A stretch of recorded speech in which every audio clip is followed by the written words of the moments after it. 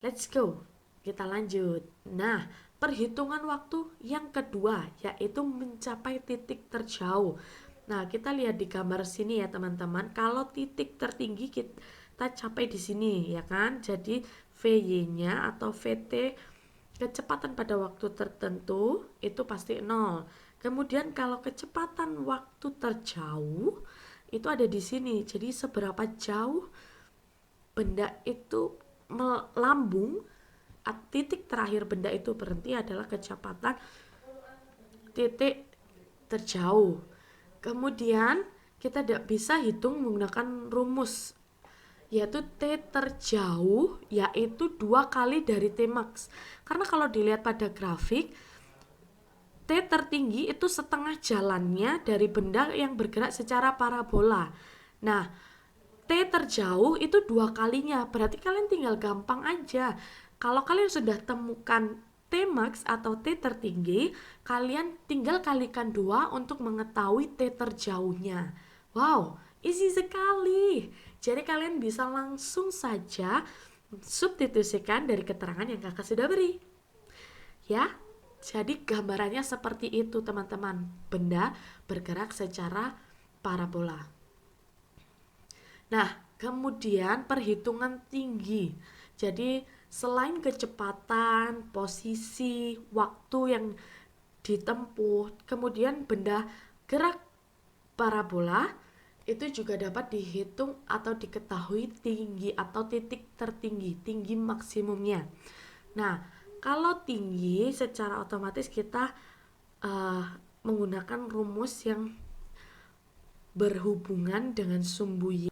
Oke, di mana rumus V0Y itu merupakan V0 sin alfa, rumus T yang kakak sudah beritahu sebelumnya yaitu V0 sin alfa per G dan setengah GT kuadrat. T-nya adalah V0 sin alfa per G kuadrat. Kita hitung, setelah substitusikan kita hitung, kemudian kita kurangi. Di sini ada 2 V0 kuadrat sin kuadrat alfa dan V dikurangi dengan V0 kuadrat sin kuadrat alfa per G. Jadi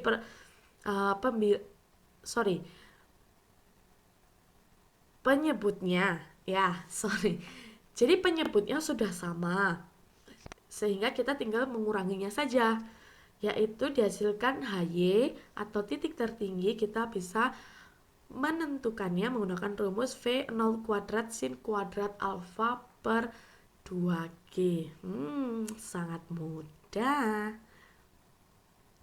Kemudian selain titik tertinggi kita juga bisa menghitung atau menentukan jarak maksimal atau jarak terjauhnya. Selain waktu terjauh juga ya. Jadi di mana kalau jarak terjauh yang posisinya benda ada di sini, maka berhubungannya dengan sumbu X ya. Nah, di mana rumus yang bisa kalian gunakan yaitu didapatkan dari Hx sama dengan V0x dikali T, substitusikan rumusnya. V0 cos alfa dikali dengan V0 sin alfa per G dan didapatkan V0 kuadrat per G ya 2 kali sin alfa kali cos alfa. Nah, ini kita menggunakan rumus matematika trigonometri dan kakak sudah kasih. Jadi jangan khawatir. Sin 2 alfa itu dihasilkan dari 2 sin alfa kali cos alfa. Sehingga adik-adik bisa masukkan ke sini untuk mengganti 2 sin alfa cos alfa. Nah, cara perhitungannya sangat mudah. Kalau 2 sin alfa, berarti adik-adik menghitungnya sin alfa kali, misalnya sin alfanya 60, berarti sin 60 berapa baru dikali 2. Tapi kalau perhitungan sin 2 alfa, adik-adik bisa menghitungnya dengan cara misalnya kita gunakan alfanya 60 ya, berarti sin 2 alfa berarti sin 2 dikali 60. Artinya nilai dari sin 120. Jadi seperti itu ya untuk perhitungan sinnya. Nah, untuk selanjutnya kita masuk ke yang terakhir yaitu contoh soal. Jadi di sini ada ilustrasi yang kakak berikan sehingga adik-adik bisa membayangkan bagaimana peristiwa yang terjadi. bagaimana sebuah pesawat itu bisa mengalami gerak parabola. Nah, untuk soalnya sendiri yaitu terbilang seperti ini.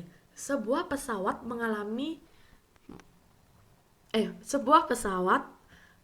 penyelamat menjatuhkan barang bantuan pada para pendaki gunung.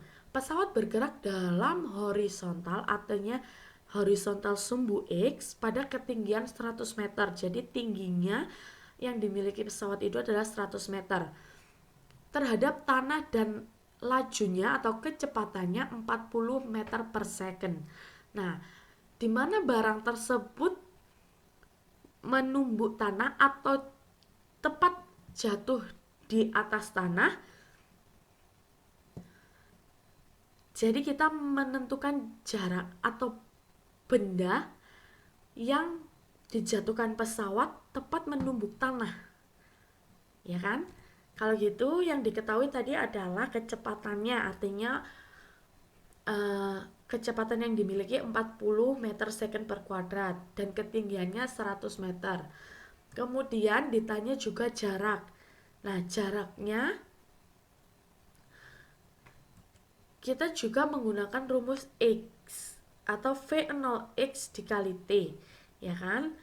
Untuk kecepatannya, di mana kecepatan pada sumbu horizontalnya itu adalah 40 meter per second dan kecepatan pada sumbu vertikalnya adalah 0 karena titik tertinggi pesawat ya. Kemudian dicari T-nya. Kita menggunakan rumus Y sama dengan V0Y dikali T min setengah GT kuadrat. Kita substitusikan V0Y 0 karena titik tertinggi. Kemudian angka berapapun yang dikali 0 hasilnya 0. Jadi kita tidak usah substitusikan T-nya karena kita ketahui V0Y-nya 0.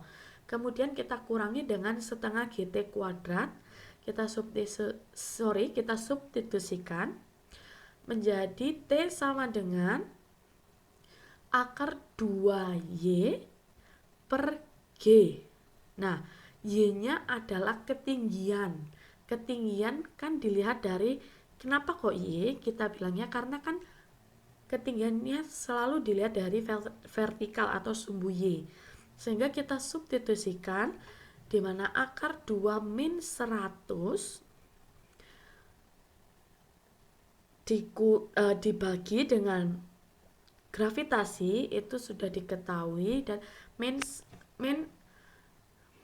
9,8 meter second kuadrat. Nah, dihasilkan waktu untuk benda itu jatuh ke tanah yaitu 4,51 second. Kenapa kita mencari waktu dulu? Karena untuk menentukan jarak benda itu untuk mencapai permukaan tanah, rumusnya adalah V0X dikali T, sehingga kita perlu menentukan waktu terlebih dahulu dan kita tinggal substitusikan ke persamaan X, di mana V0X diketahui 40 meter second, 40